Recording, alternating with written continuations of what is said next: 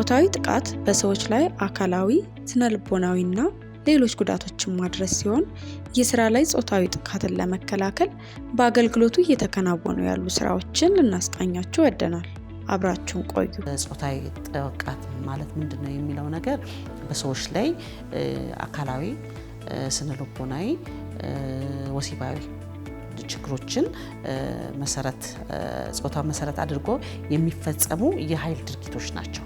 ጾታዊ ትንኮሳ ምንድነው የሚለው ማለት ነው። አካላዊ የምንላቸው ያለ ፍቃድ መነካካትን፣ መጨበጥን፣ መንገድ መዝጋትን የመሳሰሉ ናቸው አካላዊ የምንላቸው። ስነልቦናዊ የምንላቸው ደግሞ በቃል በኃይል ስልጣንን መሰረት በማድረግ አላግባብ ተጽዕኖ መንፈጥራቸው ነገሮች ማለት ነው። ለምሳሌ የስራ ጫና የማድረግ ዛቻዎች፣ ኢሰብአዊ ድርጊቶች የመሳሰሉ መፍጠር ተጽዕኖ ሊፈጥሩ የሚችሉ ነገሮችን በማድረግ ሰዎች ላይ አካላዊ ተጽዕኖ የሚፈጥርበት ሁኔታዎችን የምናደርጋቸው ነው ማለት ነው። ወሲባዊ የምንላቸው አስገድዶ መድፈር ነው። ወይም ደግሞ አለፍላጎትሽ አንድ ሰው ሳይፈልግ ሴትም ሊሆን ይችላል ወንድም ፊልሞችን የተለያዩ ፊልሞችን የመላክ ወሲባዊ ነክ ነገሮችን ጽሁፎችን መላክ በቴሌግራም ሊሆን ይችላል፣ በዋትስአፕ ሊሆን ይችላል፣ በተለያዩ ነገሮች በግዴታ አንቺ ያለ ፍላጎትሽ ወይም ደግሞ ሴት ወንዱ ያለ ፍላጎቱ የሚላኩ መልእክቶች አሉ። ወይም ደግሞ ሄዶ በግዴታ ማቀፍ፣ መሳም የተለያዩ ድርጊቶችን ለወሲብ ሊያነሳሱ የሚችሉ ድርጊቶችን መፈጸም ማለት ነው። እንደ ክፍላችን ያው የጀመርናቸው ብዙ ነገሮች አሉ። በየጊዜው ግንዛቤ ማስጨበጫ ስልጠናዎችን እንሰጣለን። ከዛ ባሻገር ደግሞ ዌብሳይት አዘጋጅተናል። እነዛን ዌብሳይት ስናዘጋጅ ለተቋሙ 19 ቅርንጫፍ አለን። የተለያየ ብሔር ብሔረሰብ ያለበት ነው። ስለዚህ በ3 አይነት ቋንቋ ነው ያዘጋጀነው። ሰው በሚገባው በሚመቸው ማመልከት አለበት የሚል እነዚህን ዘርዝረን በአማርኛ በእንግሊዘኛና በኦሮምኛ አዘጋጅተናል። ያንን ዌብሳይት ስናዘጋጅ የትኛው ዳይሬክተር ጋር ነው ችግሩ ያለው የተፈጸመው፣ ለምሳሌ ሰው ሀብት ከሆነ ሰው ሀብት ነው የሚለውን ጽፈው እዛ ጋር ከነመረጃው የሚያስቀምጡበት አለ።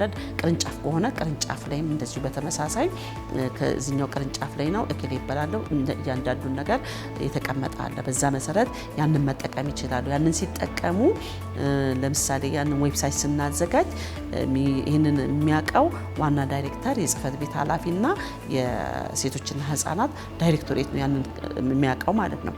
የሰራነው ሶፍትዌር የሃራስመንት ሶፍትዌር እንደመሆኑ አንፃር በኢፒኤስኤስ ውስጥ ማንኛውም ሰው ጥቃት በሚደርስበት ሰዓት በዛ ዌብሳይት መሰረት ጥቃቱን በፎርም አለ፣ በዛ ፎርም ላይ ሞልቶ ማስገባት ይችላል ማለት ነው። ሲስተሙ ላይ ከገባም በኋላ በዛ ሲስተም የሚሰሩ ባለሙያዎች ይኖራሉ። ያ ባለሙያዎች በሲስተሙ አይተው የሚያስፈልገውን እርምጃና አካሄድ ይዘው ይሄዳሉ ማለት ነው። ለአጠቃቀም ቀላል ነው። የተሰራው ሶፍትዌር ለእይታ በጣም ቀላል የሆነ ነው።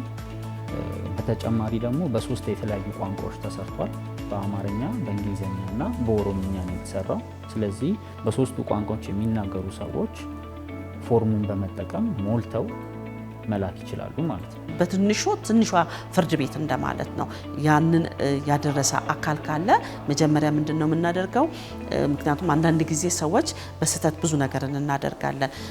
ሰዎችን በጥላቻም ሊሆን ይችላል፣ በተለያየ ነገር ልንከስ እንችላለን፣ ልናመጣ እንችላለን። ነገር ግን ያ እንዳይሆን ማስረጃዎችን መጀመሪያ አንድ ሰው ከሱ ሲመጣ እዛ ጋር እናየዋለን። ስናየው ሰዎችን እንጠራለን። ጠርተን ይሄ ነገር የሆነበትን በእርግጥ እዛም ላይ መረጃና ማስረጃዎችንም ይይዛሉ። ከመያዝ ባሻገር ያ ምንድነው ሊከሰት የቻለው፣ ማን ነው ምስክሩ፣ ምንድነው የሚለውን ነገር ያቀርባል። ግን እንደዚህ አይነት ስህተት እንዳይፈጥሩ የውሸት ክስ እንዳይሆን ቀርበን እንጠይቃቸዋለን።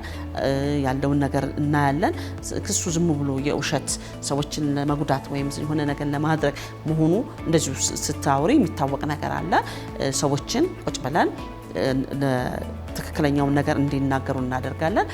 ያ ተጎጂውንም ጉዳት አደረሰ የተባለውንም የሚቻል ከሆነ ቁጭ ብሎ በመነጋገር ቀለል የሚል ከሆነ ማለት ነው ሁኔታው የደረሰባቸው አካሄድ በቀላል ሊፈታ የሚል ከሆነ ሁለቱንም አካል በማስቀመጥ በማነጋገር ቀጣይ እንደዚህ አይነት ድርጊቶች መኖር እንደሌለባቸው አስተማሪ የሆኑ ነገሮችን አስተምረን ቃለ ጉባኤ ይዘን ተፈራርመን የምንሄድበት ሁኔታዎች አሉ ማለት ነው። ግን ከዛ ባሻገር ከበድ ብሎ የሚመጣ ነገር ከሆነ ስቴፑን ይዘን ችግሩን የመጣበትን እንዳልኩሽ ሶስቱ አካላት ያሉ ከነሱ ጋር እንነጋገራለን።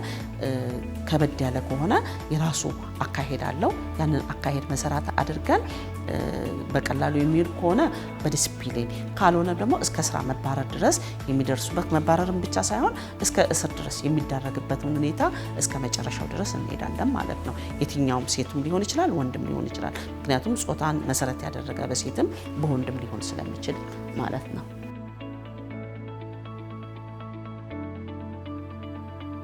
አጠቃቀሙ መጀመሪያ የዩአርኤል ሊንኩን ያስፈልጋል። እሱን ዩአርኤል ሊንክ በመጠቀም ዌብሳይቱ ላይ እንገባለን ማለት ነው። ዌብሳይቱ ላይ ስንገባ ሆም ፔጅ፣ ሎጊን እና ላንጉዌጅ መቀየሪያ ኦፕሽኖች አሉት። በጎን ሳይድ የሚታይ ፎርም አለ። ከፎርሙ ስር ደግሞ የተለያዩ ዜናዎች ፖስት የሚደረጉበት አሉ። ስለዚህ አሁን ለምሳሌ አንድ ሰው እዚህ ሲስተም ላይ ከገባ በኋላ ፎርሙን መሙላት ሲፈልግ በግራ በኩል ያለው ላይ መጀመሪያ ፉል ኔም የሚል አለ። ስሙን ሙሉ ስሙን ያስገባል ማለት ነው። ለምሳሌ የራሴን ስም ላስገባውና ቀጣይ ደግሞ ስልክ ቁጥር ይጠይቃል። እዛ ላይ አንድ ሰው ስልክ ቁጥሩን ያስገባል ማለት ነው። በመቀጠል ብራንች ይመርጣል።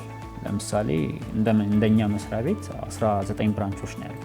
ስለዚህ ሄድ ኦፊስም ጨምሮ ከነሱ ውስጥ ይመርጣል ማለት ነው። አሁን ለምሳሌ እኔ ጋምቤላ ነው ያለሁት ብዬ ልመርጥ እችላለሁ። በምን ዲፓርትመንት ስር ነው ያለሁት የሚለውንም እመርጣለሁ። ለምሳሌ በሌጋል ሊሆን ይችላል። በተለያዩ ዲፓርትመንት ባሉት ቲፒኤስኤስ ውስጥ መርጦ አሁን እኔ ለምሳሌ ቴንደር ላይ ነው የምሰራው ብዬ አስቀምጣለሁ። ምን አይነት ሃራስመንት ነው የደረሰብኝ የሚለውንም በሶስት አይነት መልኩ ይኖራል። ፊዚካሊ፣ ቨርባል እና ቪዥዋል የሚባሉት ማለት ነው። ፊዚካል የምንለው የአካል ሲሆን ነው። ቨርባል የምንለው የቃል እና ደግሞ ቪዥዋል ደግሞ የምንለው የእይታ የምንለው አለ። ስለዚህ ከሶስቱ አንዱን መርጣለሁ ማለት ነው። ከዛ በኋላ ሃራስመንቱ የደረሰበት ያ ጥቃት የደረሰበትን ቀን አስገባለሁ።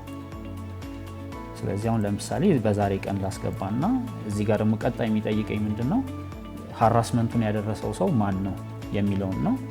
ያንን አንድ ሰው ሊያስገባም ላያስገባም ይችላል። ግን ለምሳሌ የሆነ ስም ዝም ብለን መርጠን እናስገባለን። ከታች ደግሞ ሜሴጅ ይጠይቀናል። እዛ ሜሴጅ ቦታ ላይ ምንድነው የምንጽፈው? እኛ ለሃራስመንት ለሚጠቀመው ባለሙያ የምንጽፍለት የሆነ የሚገልጽ ነገር ቢኖር እዛ ላይ እንጽፋለን ማለት ነው። ስለዚህ ለምሳሌ ያህል እንደዚህ ልበልና ሴንድ ብዬ ልካለሁ። ስለዚህ በተሳካ ሁኔታ ይሄ ፎርም ተልኳል ማለት ነው።